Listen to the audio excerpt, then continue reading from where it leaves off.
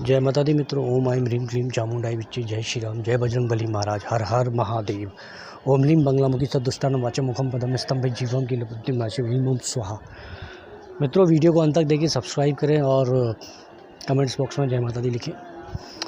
मित्रों, आज मैं आपको महाकाली का एक भेद बताता हूँ।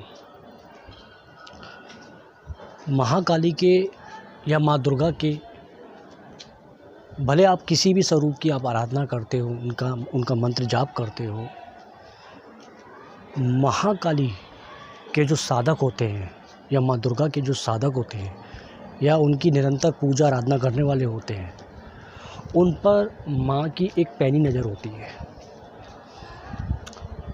वो पैनी नज़र इसलिए होती है कि आप किसी गलत कार्यों में शामिल ना हो, कोई भी आप गलत कार्य ना करो, क्योंकि महाकाली के या माँ दुर्गा के जो साधक होते हैं, अगर कोई भी गलत कार्य करते हैं उनको तुरंत दंड मिलता है।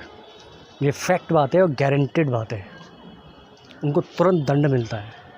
इसमें कोई दो राय नहीं है, कोई दो मत नहीं है।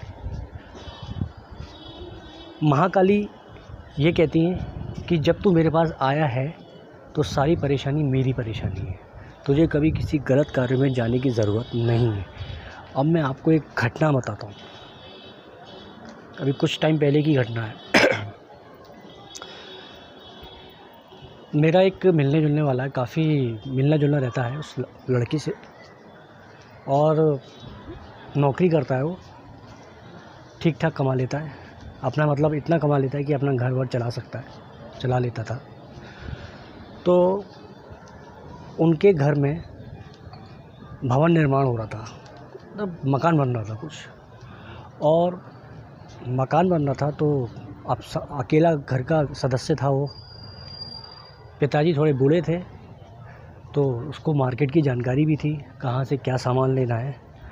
तो उसकी माँ ने उसको सामान लेने के लिए भेजा, और वो साधक था। साधक ऐसा साधक नहीं था कि मंत्र जाप करने वाला, पर महाकाली को अपना इष्ट मानता था और निरंतर एक टाइम टेबल के हिसाब से माँ भगवती की आराधना पूजा पाठ करता था। तो उसको सामान लेने के लिए भेजा। अब उसको सामान लेने के लिए भेजा तो उसने उन पैसों में थोड़ी हेरा फेरी कर ली, पॉकेट मनी के लिए, जेब खर्च के लिए। अब जब उसने उसमें से कुछ पैसों की जब हेरा फेरी करी और पॉकेट में रखे, उसके अगले दिन ही, अब यकीन नहीं मानोगे, उसके अगले दिन ही उसको दंड मिल गया। और दंड उसको क्या मिला, उसके हाथ में फ्रैक्चर हो गया। और फ्रैक्चर मालूम है कैसे हो गया, आप यकीन नहीं मानोगे। वो एक्चुअली गर्मियों का टाइम था ये, तो गर्मियों में क्या, थोड़ा काम वाम स्लो रहता है, थोड़ा मद्दा रहता है काम। तो क्योंकि वो इस काम से जुड़ा हुआ था कि वो मई जून जुलाई की गर्मियों में या और बरसातों में उनका काम स्लो रहता है, मद्दा रहता है। तो वो लोग क्या है, फिर वो जो जितने भी जो कर्मचारी होते हैं, जो उनके जो कलीग्स होते हैं, उनके साथ वो क्रिकेट खेल रहा था। और क्रिकेट खेल रहा था टेनिस की बॉल से, और टेनिस की बॉल आपको पता है कितनी लाइट होती है, वो हल्की होती है। जब वो क्रिकेट खेल रहा था तो किसी लड़के ने शॉट मारा तेज, तो उस बॉल को जब लपकने गया तो वो बॉल तो हाथ में आई नहीं, उसके सीधे हाथ के पिछले हिस्से पे लगी। जैसे हथेली होती है ना, हथेली के पिछले हिस्से में लगी और लग के चली गई। तो थोड़ी स्वेलिंग आ गई, सूजन आ गई उसके हाथ में। तो उसने सोचा कि नॉर्मल है, उसने मुझे बुलाया, तो बोला कि मेरे को बॉल लग गई है और थोड़ा स्वेलिंग आ गई है, सूजन आ गई है। तो चूँकि मैं भी अब एलोपैथिक दवाइयाँ जानता हूँ, काफ़ी अरसे से मुझे इस दवाइयों की जानकारी है, तो मैंने उसको दवाई वगैरह लिख के दी, ट्यूब वगैरह लिख के दिया। उसने दवाई खाई, लेकिन उसको फ़ायदा नहीं हुआ, सूजन उसकी बढ़ गई। तो मैंने कहा, भाई ये तो फ्रैक्चर है, आप जाओ हॉस्पिटल में जाओ, या तो मेरे संग चलना, मैं आपको हॉस्पिटल ले चलूँगा। तो वो मेरे को साथ लेके नहीं गया, वो किसी प्राइवेट हॉस्पिटल में चला गया। और जब प्राइवेट हॉस्पिटल में चला गया तो वहाँ एक्सरा हुआ, एक्सरा में फ्रैक्चर निकला, और डॉक्टरों ने उसको 4-4.5 हज़ार रुपये की उसको चपत लगा दी। यानी कहाँ थोड़ी पैसों की हेरा फेरी के चक्कर में उसने 4-4.5 हज़ार रुपये उसने अपने फ्रैक्चर में लगा दिया। आया मेरे पास, बोला मेरे को फ्रैक्चर था, एक्सरा करवाया। तो मैंने, तूने कहाँ से करवाया? तो मैं गया था, मेरे पास में एक हॉस्पिटल था। तो मैंने कहा, यार तू हॉस्पिटल में गया क्यों भाई, मैं तेरे को सरकारी अस्पताल में ले चलता, वहाँ तेरा सस्ते में काम हो जाता। अब चूँकि कच्चा प्लास्टर था, तो कच्चा प्लास्टर होता है तकरीबन 1 महीने का, उसके बाद फिर पक्का प्लास्टर लगता है 1.5 महीने का। तो जब उसका कच्चा प्लास्टर उतरा तो मैंने फिर उसको मैं हॉस्पिटल ले गया पक्का प्लास्टर के लिए। तो वहाँ क्या 200-250 रुपये में उसका काम हो गया। तो मैंने उससे पूछा भाई क्या हो गया?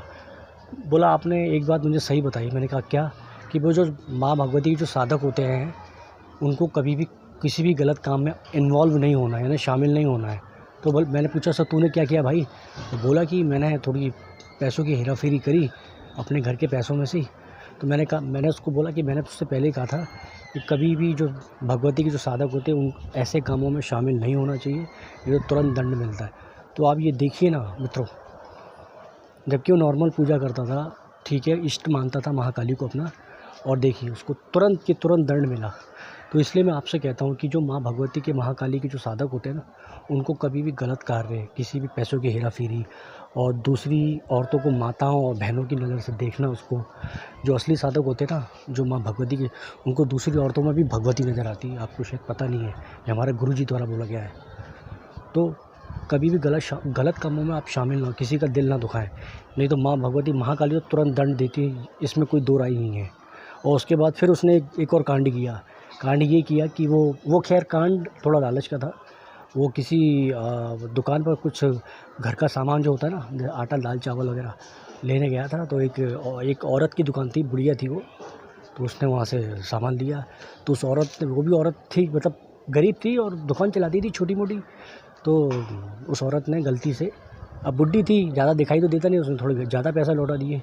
उसने देखा कि ज़्यादा पैसा लौट के उसने जेब में रख लिए और घर चला आया। घर चला आया तो 2 घंटे बाद उसको वॉमिटिंग हो गई, उल्टियाँ हो गई, दस्त हो गए, बुखार हो गया। तो उनके घर वालों में, अब मैं दवाइयों का काम जानता, तो उन्होंने मुझे बुलाया कि भैया उसको यही हो गया। तो मैं गया तो उल्टी दस्त बुखार थे उसको। तो मैंने कहा भाई तू पहले डॉक्टर को दिखा दे, ऐसे दवाई मैं नहीं दे रहा, पता नहीं क्या इन्फेक्शन हो गया हो तुझे। तो डॉक्टर को दिखाया, कोई नॉर्मल इन्फेक्शन वगैरह कुछ था नहीं, मेडिसिन वगैरह दी, वो ठीक हो गया। 400-500 की ये चपत लग गई उसको। फिर उसने मेरे को ये बात बताई कि ये मेरे संग हुआ, तो मैंने ये कर दिया। मैंने तो कहा कि तुझे पहले भी समझाया था कि ऐसी हरकतें बिल्कुल नहीं करनी, एकदम सभ्य रहना है, सौम्य रहना है, ठंडा रहना है, किसी गलत कार्यों में शामिल नहीं होना है। ये माँ भगवती के ऊपर, सारे साधकों के ऊपर लागू होता है। तो इसलिए मैं आपसे कहता हूँ, कभी भी जो आप अगर माँ भगवती के साधक हैं, उनकी निरंतर सेवा करते हैं, तो कभी भी भूल के भी ऐसे गलत कृत्य ना करना, नहीं तो तुरंत आप दंड के भागी होंगे। और महाकाली तो ऐसी हैं जो दंड के तुरंत दंड देती। मैं भी भुगत चुका हूँ, पर मैं चोरी वोरी मैंने नहीं किया, मैं दूसरी चीज़ में मुझसे गलती हो गई तो मुझे भी ज़बरदस्त दंड मिला। तब के बाद मैंने कान पकड़ लिए कि मैं ऐसे कार्य कुछ ऐसा कोई भूल के भी नहीं करूँगा। और माँ भगवती मुझे इतनी शक्ति दे कि मैं ऐसे कार्य में कभी घुसूँ ही नहीं। तो मित्रों, ये थी एक सत्य घटना। आप कमेंट्स बॉक्स में बताइए जय माता दी लिखकर, ठीक है। मैं तो जय माता दी, जय श्री राम, जय बजरंगबली महाराज। ओम जयंती मंगला काली भद्रकाली कपाली दुर्गा क्षमा शिवा दाती स्वाहा स्वधा नमस्तुते।